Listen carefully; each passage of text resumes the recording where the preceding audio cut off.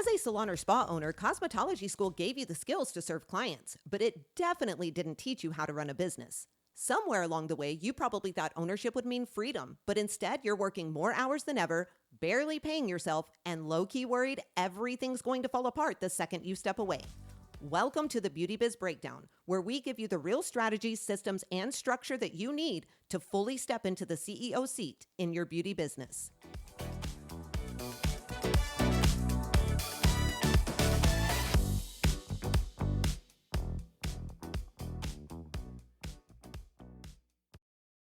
Hey friends, welcome back to the Beauty Biz Breakdown, the podcast where salon and spa owners like us talk about the real stuff that most people don't say out loud. I'm Brie, and as always, I've got my amazing co-host and bestie here with me. Hey Chandra, how are you? Hello, doing really good. Thank you. Awesome. Well, today's conversation is one that most owners don't think about until it's already sitting in their inbox. We're going to talk about what happens after you terminate someone and an unemployment claim shows up with your name on it. Because here's something that we see all the time inside of this industry. Owners understand they have the right to terminate, especially if you're in an at-will state. But what catches them off guard is what happens after the separation when the state steps in to review the claim.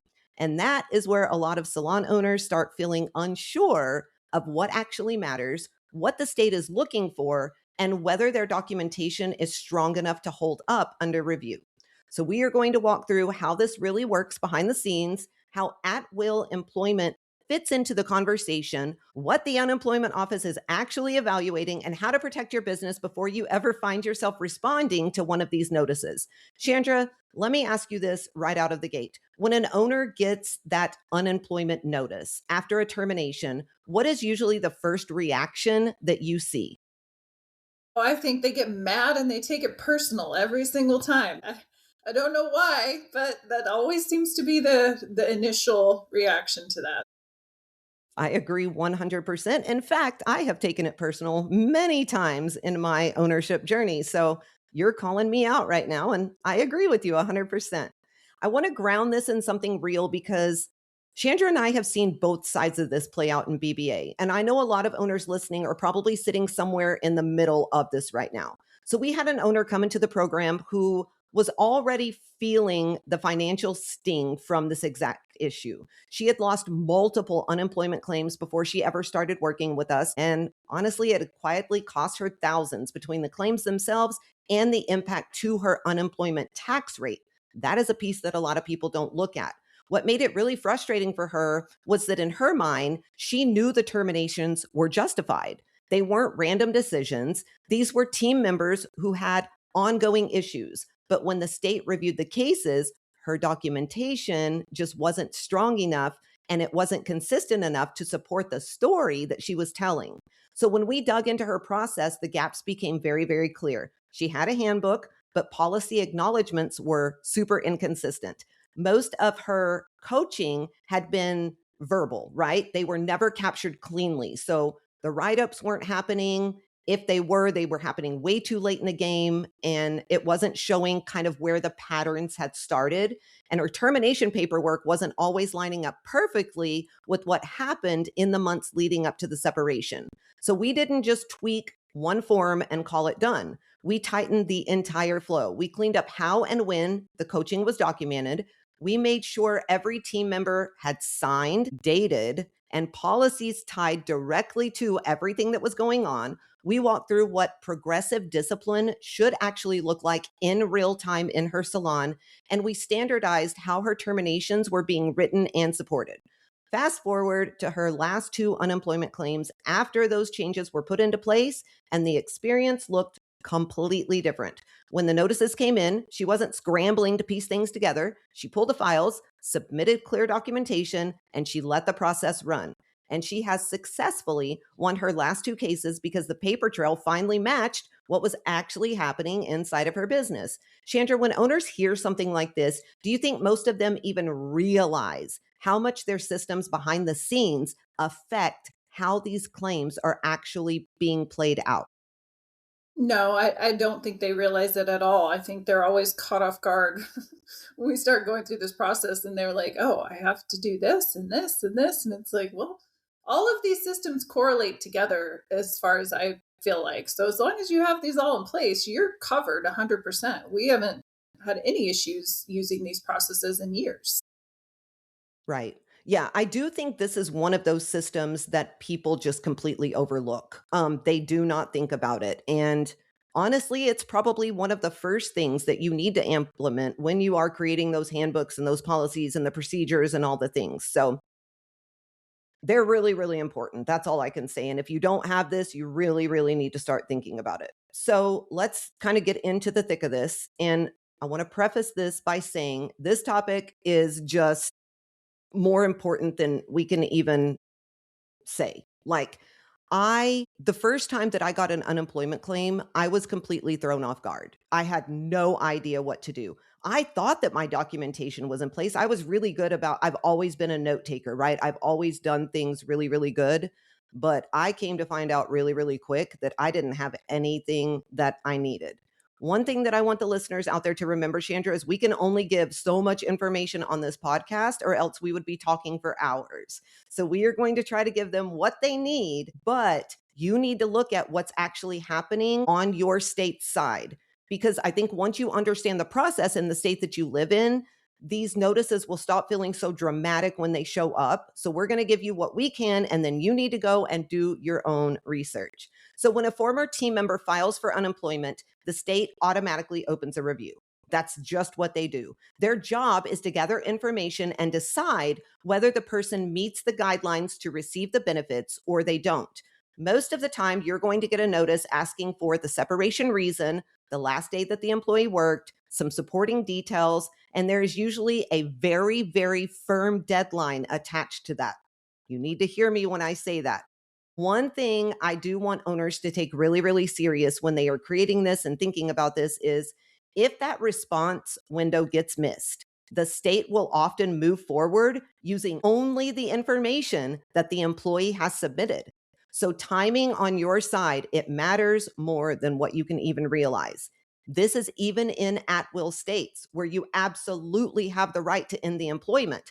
The unemployment review is its own process happening separately in the background, right? But you have to stay to those deadlines. The examiner is not deciding whether you were allowed to terminate. They are deciding how the separation fits under the rules. And how it gets classified is really, really important as well. Usually the examiner is trying to sort the situation into a category. Like the employee quit, the employee was discharged for misconduct, the employee was discharged for performance, or the separation was maybe related to lack of work or reduced hours.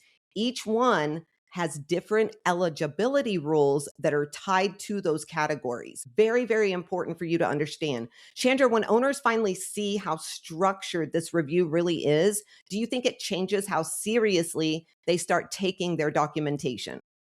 Oh, yeah, 100%. I mean, I think the first time you go through this process and you lose it and you don't, you finally realize why. It could be avoided so easily. I mean, it takes time and you do have to be organized, but I think when you start doing that, it's a whole different ballgame and you hold your team accountable, I think, too, in a different way when you start doing it. Percent. So I want to talk about exactly what this looks like in the salon world specifically, because I think this is where things can feel a little confusing if you've never walked through this before. And I'm sure a lot of you out there listening have not ever been through this. So inside of our industry, many terminations happen around patterns like attendance or attendance slipping, I guess I should say, service quality concerns, missed benchmarks, or ongoing issues with following expectations. From your side as the owner, those are very real business problems that sometimes require action, right? From the state side, the word that usually matters most is misconduct. And misconduct has a pretty specific meaning when it comes to unemployment situations. It usually involves a willful violation of a known policy or repeated behavior after the employee has been clearly warned. So that known policy piece matters a lot. The clear warning, it matters a lot. The pattern over time matters a ton. Performance struggles often sit in a completely different category. Someone not building fast enough, missing targets, or simply not progressing the way the business hoped that they would, that can still lead to a valid termination from your side. At the same time, those situations, they don't always meet the state's definition of disqualifying misconduct on their own. Chandra, when you look across most salons, do you feel like owners are usually clear on the difference between performance issues and true policy violations? No, I would say no. I think they're not clear on anything, which is a big part of the problem. But I do think that those two are definitely not explained in a clear way. I feel like that not only the state would understand why they were let go, and sometimes even the employee doesn't even understand when those aren't clear. I'm going to be honest, for me as an owner, these were very confusing for me in the beginning. I actually tried to do a ton of research on my own.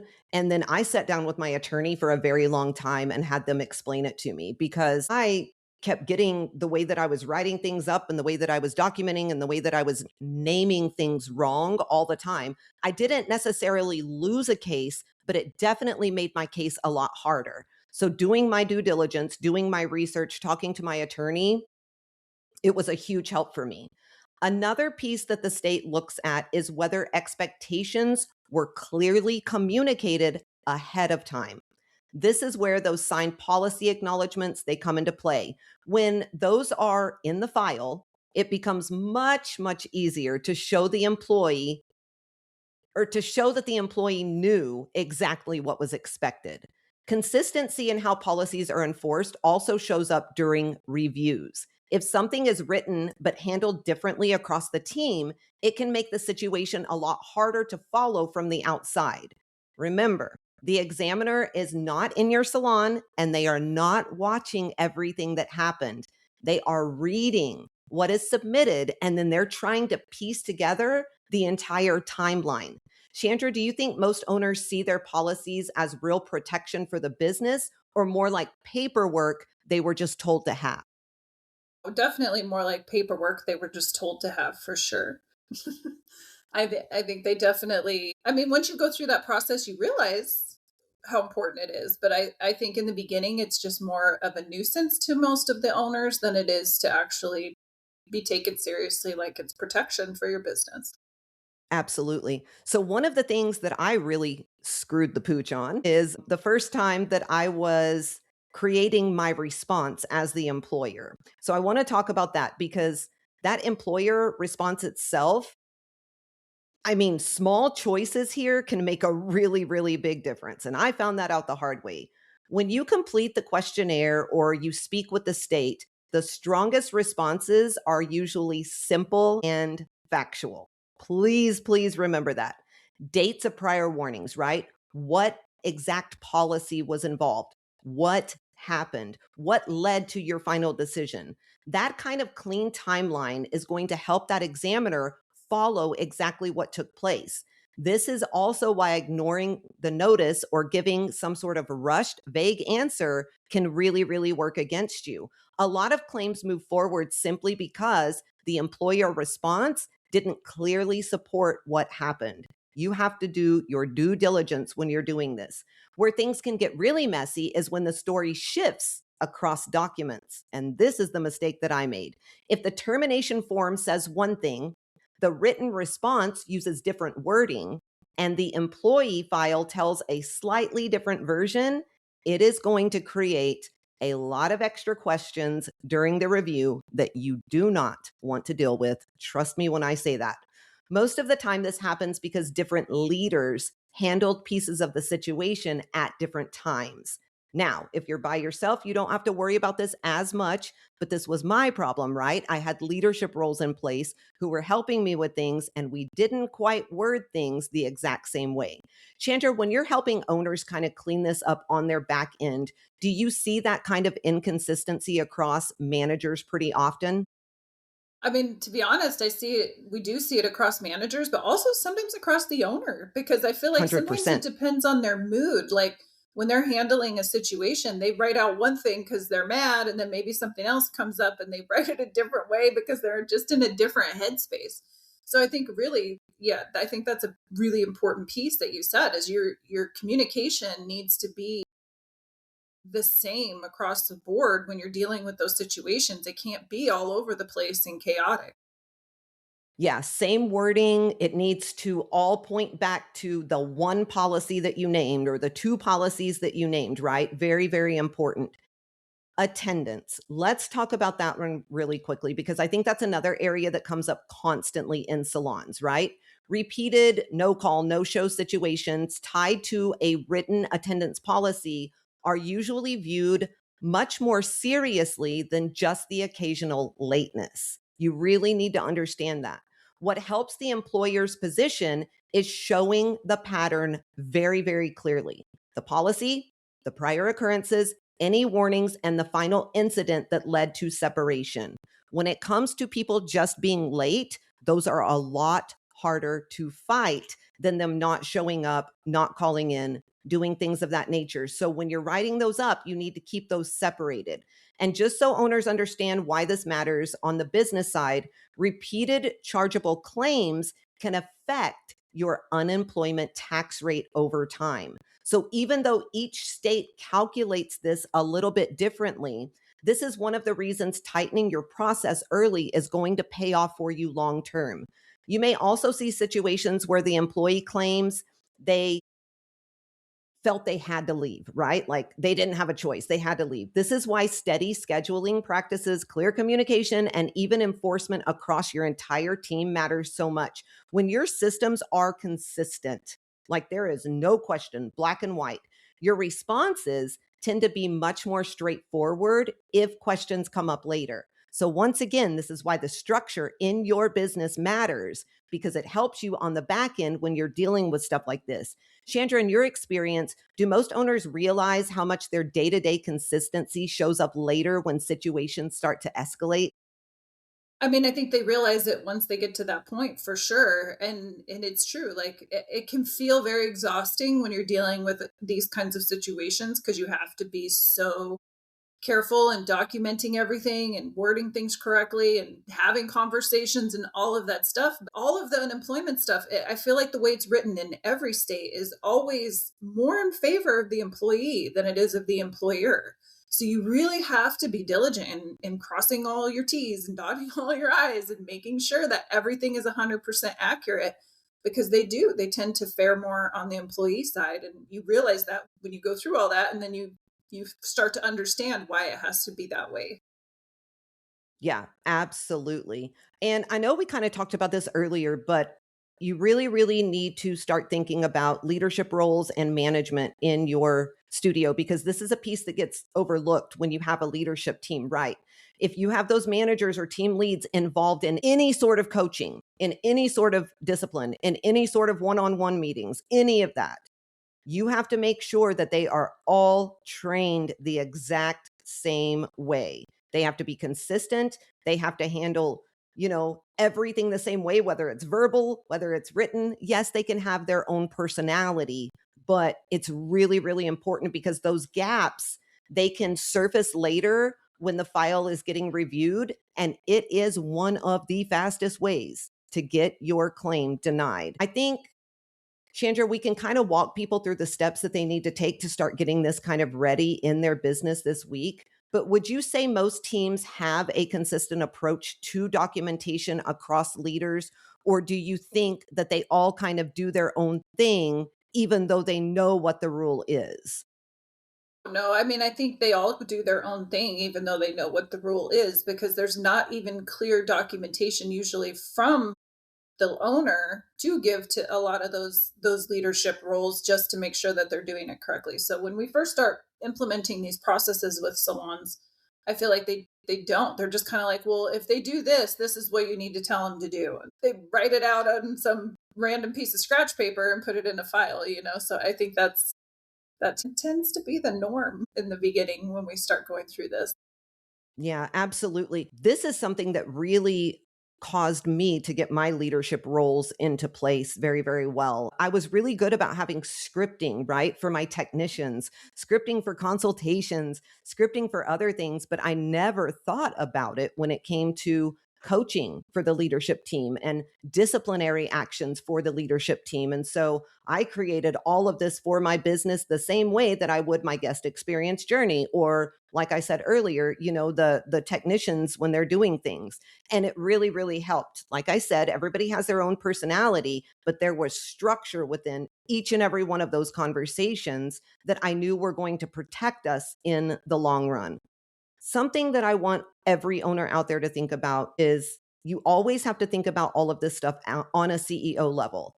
Not every single claim is going to be the hill to die on, right? There are situations where the cleaner business move is just tightening your process forward instead of burning time trying to fight a file or a claim that was never well documented to begin with. So, what we're saying here is if you're going through this right now and you didn't have a process and you're just trying to come up with stuff, sometimes it's not worth that time or money being spent.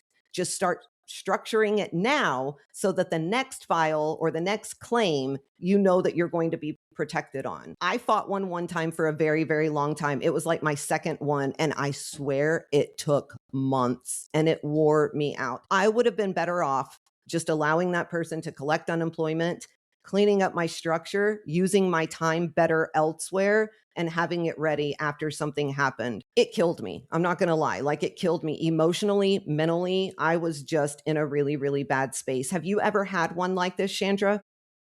Yeah, I would say only one that ever sticks out in my mind, but it was the same kind of thing. We had to fight it. We fought it a couple times. And it was the biggest learning experience for me too, because that's when we actually tightened up our processes and got really clear, because I didn't want to ever go through that ever again. And that employee was definitely in the wrong 1,000,000%. And so it was like so frustrating that they did win, even after we fought it several times. And that's, because we didn't have the right documentation back then. Well, and I think it's really important for us to be honest. Even with strong systems, there will be situations where a former employee qualifies under state guidelines. If you have your systems in place, you are going to be better protected, but it can happen. What matters most is that your business is being run in a way that is clear, consistent, and supported when it's viewed from the outside.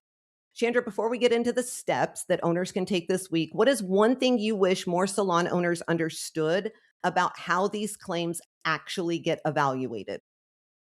I mean, I think just really understanding that in order for, I guess, it to be cited with the employer, not the employee, is just really like taking the steps to do everything that you could have done to exhaust every effort you had to try to make things right with this employee, right? Like if they were late, we've talked to them several times, we've written them up a couple times. Now you have that documentation, not just a fly off the handle and fire somebody kind of situation. And I think that's the biggest thing I think people need to realize or understand, or what I would like them to understand is that, you have to just do your due diligence of trying to do everything you could have done to make things work out with this person. And then, it doesn't work out, but you're good at that point. So I think that's the biggest thing. They don't think about it that way. No, I think that was amazing. I think that is very, very true. Okay, so if you're out there and you're thinking about whether your system needs tightening or you don't even have the system in place and you want to get it done, you want to audit it, whatever you want to do, let's talk about some steps. Step number one is going to be go audit your team files. And I mean, physically open them and actually look at them, because this is where a lot of owners realize they aren't quite as buttoned up as they thought they were. What you're checking for first is signed policy acknowledgments, right? Not just that you have a handbook somewhere, but that each team member has actually signed off on your core policies, especially attendance, performance expectations, any conduct standards you enforce in your salon. If it's not signed, if it is not dated by that employee, it's going to be a lot harder to show later that expectations were clearly communicated. So get those signed ASAP. Second, you're looking for clear job expectations. This can be their job description, maybe role expectations, whatever you use to outline what their position requires. The state wants to see that the employee actually understood what the job required of them. And third, and I think this is a piece that a lot of us miss, you're looking for any written coaching. So when I say written coaching, I'm not talking about some formal, scary write up every single time that somebody messes up, right? I'm talking about simple dated notes that show you have addressed patterns and when those patterns started. For example, if someone has been late multiple times, there should be a note that says something like, spoke with Ashley on March 3rd about repeated lateness and reviewed attendance expectations. It's clean, it's factual, it's timestamped. That's all you need. If someone keeps missing their benchmarks, there should be a note showing that you had the conversation, right? Those things are going to be really, really important. What usually happens is owners have had all of the conversations, but none of it ends up in the file. And months later, when something escalates, there's no clear trail showing what actually happened over time. So, this is going to be really, really important. The first step is simply about finding the holes, right? You are not fixing everything in one day. You are getting clear on what is missing so you know exactly what to tighten moving forward. Chandra, when owners finally sit down and really open like their employee files, is this usually where that light bulb moment hits that their back end might be a little looser than what they thought? Yeah, all the time. I feel like we hear that all the time. They start going through that and they're like, well, maybe I didn't actually write them up. We just had a conversation. They start to realize how many times and how exhausting that is. Like if you just write someone up, that's going to mean a lot more to that person. They're going to probably either try to do better or they're going to be unhappy and quit or whatever that outcome looks like. It just helps you build your culture and your team better. And I think that's the other thing that they start to realize once they see that, how different the employees respond when you actually mean it. Absolutely. And I think also something that I am usually kind of shocked about is people that don't have their handbooks signed, or somebody has worked for them for 7 years and they haven't signed a new handbook in literally 7 years. Not good at all. Those need to be signed every single year because you should be evolving every single year as a business owner. Anyways, I digress. Step number 2, start documenting all of the patterns sooner. Most owners wait until they are already frustrated, and by then it feels way bigger than it ever needed to be. So, what we want you to do instead is simple factual notes when the pattern starts showing up. Okay. Don't wait until that third time, the eighth time, the ninth time, because then you are going to write crap that doesn't even matter and it's not going to be pertinent to the situation. So make sure you're doing that. Step number 3 is tighten up your discipline flow. And if I could give any salon owner advice out there, it would be to do this because a lot of you guys want to be the nice guy. You want to be the good boss. You want to be the cool boss. You want to be the fun boss. And you can't do that. You have to tighten up that discipline flow. Your salon should not be jumping from casual chats straight to termination with nothing in the middle, right? It can happen. You have to have a clear path. You have to have those things. Chandra, do you see owners who think that they're doing these things consistently, but then you start digging in and realistically, I mean, they've got crap all over the freaking place to where you couldn't even help them create a response to the state if you needed to. Oh, yeah. I feel like that happens a lot. I don't know why, but I feel like owners in our industry too, they're just so afraid to hold people accountable or address these issues that they don't do it. They don't have them sign the document because they're afraid to have that conversation to make them sign it. And so I think that's where a lot of the holes for our industry specifically come from is that the owners don't have enough backbone, so to speak, to really hold their team accountable.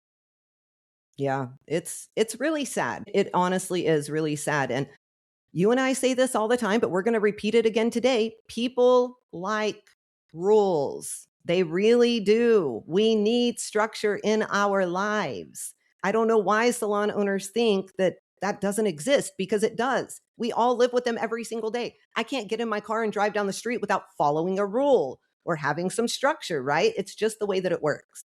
All right, guys, you have to clean up your termination paperwork, your termination forms, your internal notes, and anything that you send to the state. It all needs to match. Same reason, same timeline, same story. Because if you don't, you are going to get in trouble, especially if things are worded just a little bit differently. You need it clean and consistent across the board. When an unemployment notice comes in, slow yourself down. Don't fire off a response while you're annoyed or angry or upset. Pull that employee file, look at the timeline, answer clearly, answer professionally, and make sure whatever you do, that you hit that deadline.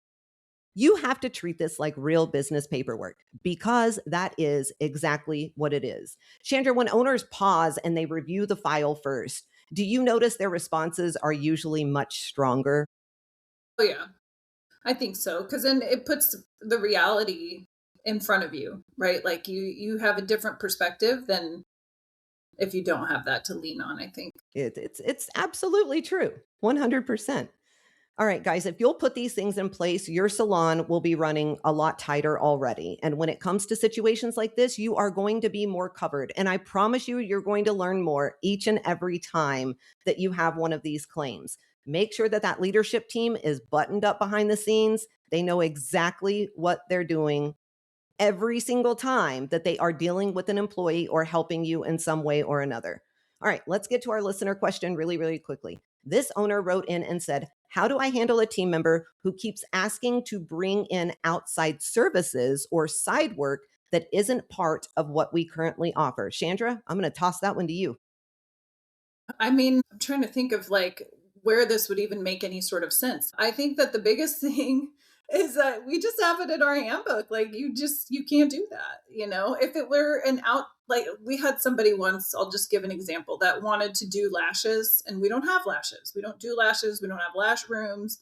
But she wanted to come in, set up her own little table somewhere on a closed day and do these people these lashes. And you just I don't know, it doesn't work. That's all I'm going to say. I feel like it starts to get conflicting. There's always going to be an issue that will arise. It's in your business and it's not part of your business, and that can be a liability, that can be an issue. I just think there's too many things. I think if you have an employee that wants to bring a new service into the salon, like talk to them, see if that's something that you're willing to bring in as part of your salon services, not as them separately, and that way you can see if that's something you guys could compromise on. But otherwise, I mean, that's a big no for me, and that's in our handbook too, to go along with our training today, that you can't do that. It's a conflict of interest. It absolutely is. And I think you hit the nail on the head. You've got to get that in your handbook. You've got to make sure that it's signed. They know up front when they come to work for you that that is not an option, period. We actually get this question quite a lot with owners who come into our coaching, right? It's not so much bringing services into the salon, but it's doing things on the side outside of the salon. Usually it ends up being like wedding services or something of that nature. But yeah, absolutely. Get that in that handbook. Very, very important. All right. So if you take anything away from today's conversation, just let it be this. What happens after a termination is usually decided by what was happening inside the business long before that separation ever occurred. This is why inside growing salons, the goal is not just handling problems when they pop up, right? The goal is building a business where your expectations are clear, conversations are documented, and leadership is consistent enough that when someone from the outside reviews a file, the timeline makes sense without you having to scramble around trying to explain things. And for a lot of owners, this is one of those areas that quietly just gets pushed down the list. You're busy, you're behind the chair, you're putting out fires, you're managing people. I get it. Trust me. But this back end structure, it's part of what separates a business that constantly feels reactive from one that actually feels steady when situations like this come up. So if you're listening today and you are realizing that you are seeing some gaps maybe in your documentation or your files or your discipline flow, don't spiral. It's going to be okay. Just start tightening things one step at a time. That is exactly how strong operations get built, one foot in front of the other. If you need support cleaning this kind of stuff up inside of your salon, spa, or beauty business, this is exactly what we help owners do at the Beauty Biz Agency. You can grab some of our free resources. You can check out our coaching programs. Just go to thebeautybizagency.com, or you can schedule a free strategy call with our team. And if you're listening today and you had even a moment where you thought, okay, yeah, we probably need to tighten this like absolutely immediately, I'm betting that another salon owner you know needs to hear this. So send this to them so that they can start building right alongside you. If you've gotten value from this, please leave us a 5-star review. We appreciate them more than you know. It helps other people find us. And also make sure that you are following us on all social media channels. Chandra, how do they do that? Yep. Find us on Instagram and Facebook at the Beauty Biz Agency or on TikTok at the Beauty Biz Mentors. And you can always shoot us a message and let us know if you like the podcast and if there's any information you want us to discuss on the air.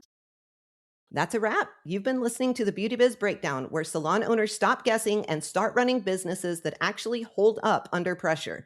Until next time, tighten your systems, document like a leader, and stop waiting until it's messy to get it all together. Now go out there, make bank, run the show, and ditch that chair. And as always, keep slaying those business goals with a whole lot of swagger.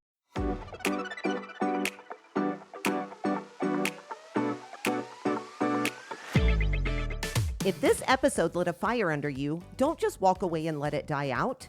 Deep down, you already know where you want your business and your life to go. And the truth is, the only thing standing between where you are and where you want to be is a real plan to get you there. That's exactly what we help you build. So if you're ready to stop trying to figure it out on your own, head to thebeautybizagency.com and book your free strategy call.